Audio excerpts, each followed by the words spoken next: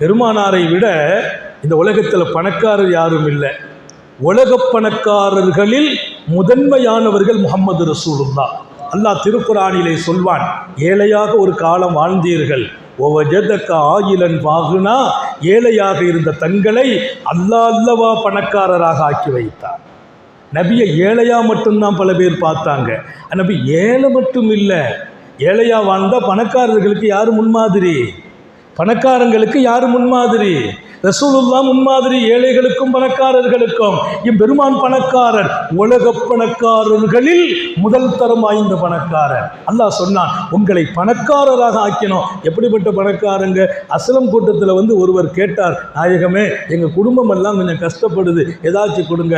அப்படியா? அங்கே போப்பா, அந்த மலையை பார்த்தியா, அங்கே மலை இருக்குது, இந்த மலைக்கும் இந்த மலைக்கும் இடையே அந்த பெரிய பரந்த விரிந்த இடம், ரெண்டு மலைகளுக்கும்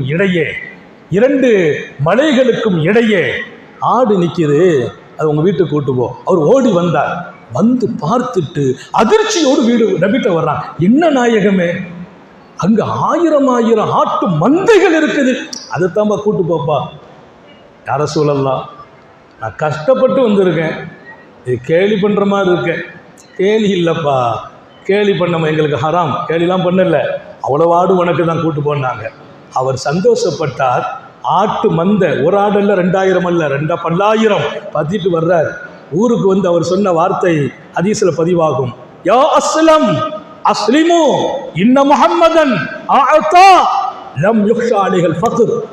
அஸ்லம் கூட்டமே தன் கூட்டத்துக்கு சொல்றார், நீங்க எல்லாரும் முஸ்லிமாகுங்கள், எல்லாரும் முஸ்லிமாகுங்கள். இந்த மக்கள் இஸ்லாத்தில் இல்லை, ஆகிவிடுங்கள். ஏன்? இனி வறுமையின் பயம் இல்லை. அவ்வளவு பணத்தை நபி கொடுத்து விட்டார்கள். இனி வறுமை இல்லை, ஊருக்கே வறுமை வராது. ஆட்டு மந்த ஒன்னல்ல, 1000 ஆடு.